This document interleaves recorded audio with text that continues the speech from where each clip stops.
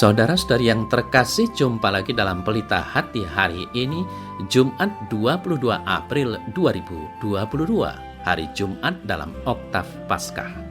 Bersama saya Romo Thomas Suratno SC dari Paroki Cilandak, Jakarta Selatan, mendengar dan merenungkan sabda Tuhan, yakni firman Tuhan yang tersurat dalam Injil Yohanes, bab atau pasal 21, ayat 1 sampai dengan ayat 14.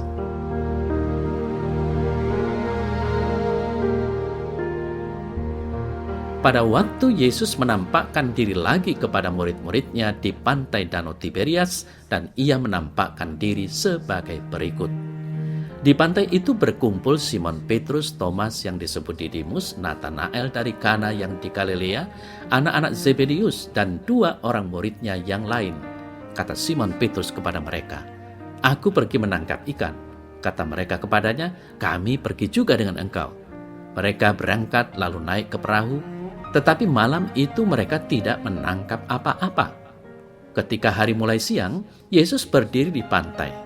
Akan tetapi murid-murid itu tidak tahu bahwa itu adalah Yesus. Kata Yesus kepada mereka, "Hai anak-anak, adakah kamu mempunyai lauk pauk?" Jawab mereka, "Tidak ada."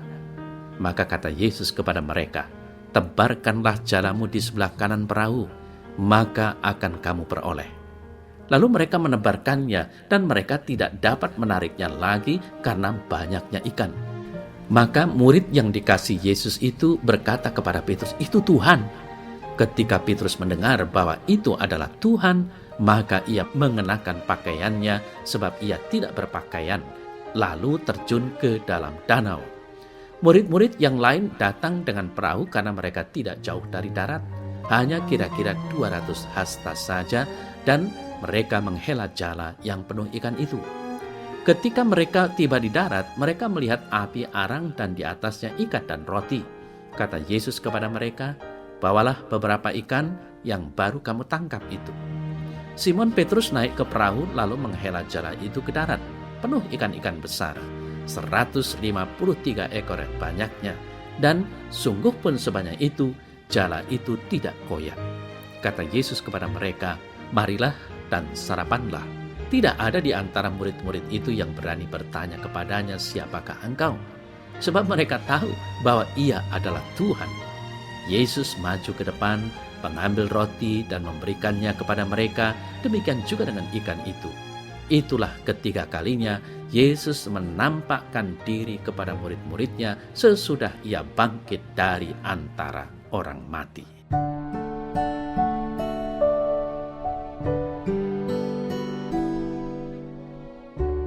Saudara-saudari yang terkasih, dua kali sudah Yesus yang bangkit menampakkan diri dan dilihat oleh para murid. Di pantai Danau Tiberias, Yesus menyatakan diri untuk ketiga kalinya kepada para murid. Karena sudah dua kali, kiranya pernyataan bahwa para murid tidak berani menanyakan apapun kepada Yesus menjadi tanda yang jelas bahwa mereka sudah mengerti. Murid yang dikasihi mengatakan itu Tuhan, karena pengalaman-pengalaman sebelumnya. Petrus dan murid-murid yang lain tidak berkata apa-apa, mereka hanya diam dan bekerja.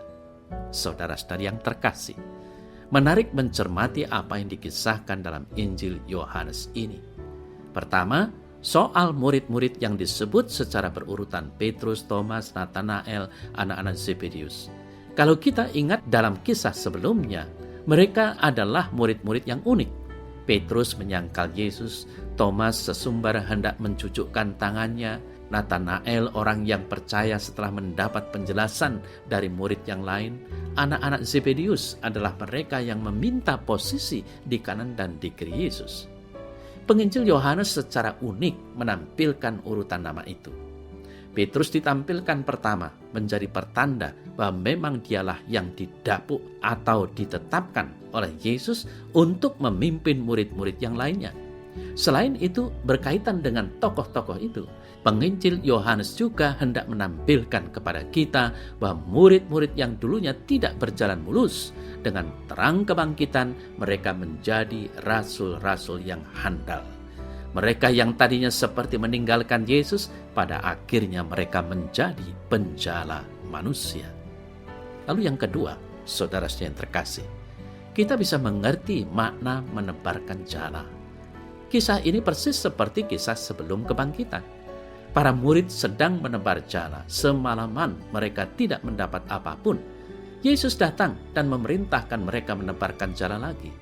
Hasilnya adalah mereka menangkap sejumlah besar ikan. Pada kisah sebelum kebangkitan dikatakan jala hampir koyak. Pada kisah setelah kebangkitan justru dikatakan sebaliknya. Terang kebangkitan Yesus menjadikan para murid sebagai penjala manusia yang handal. Jala sebagai alat untuk menjala ikan menjadi jala yang kuat, tidak koyak karena banyaknya ikan. Lalu yang terakhir, yang ketiga, kita bisa merenungkan soal sarapan dalam kisah tadi. Makan, minum menjadi momen yang biasa dalam kehidupan kita. Umumnya kalau ada pertemuan, jika belum ada minum paling tidak, pertemuan menjadi seperti hambar. Para murid setelah menjala ikan diajak sarapan oleh Yesus. Kita ingat bagaimana makna perjamuan malam terakhir Yesus bersama para murid. Sarapan di pantai Danau Tiberias ini juga menjadi sarana Yesus mengadakan perjamuan bersama para murid. Perjamuan ini bukan hanya sekedar fenomena makan ikan. Perjamuan ini menjadi sarana yang luar biasa untuk menyatukan kembali para murid. Perjamuan ini semakin memperteguh iman para murid. Perjamuan itu juga menjadi sarana rekonsiliasi para murid. Terlebih Petrus yang sudah menyangkal Yesus 3 kali.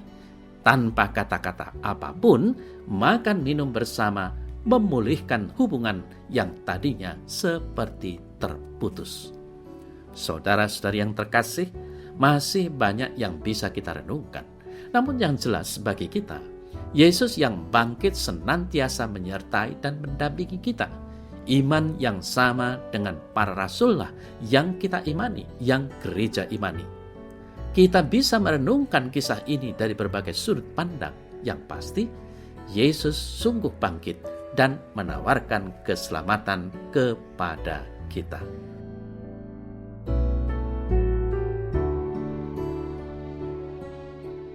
Dalam nama Bapa dan Putra dan Roh Kudus. Amin. Ya Tuhan, mampukan aku untuk merasakan kehadiran-Mu dalam peristiwa maupun orang-orang yang aku jumpai.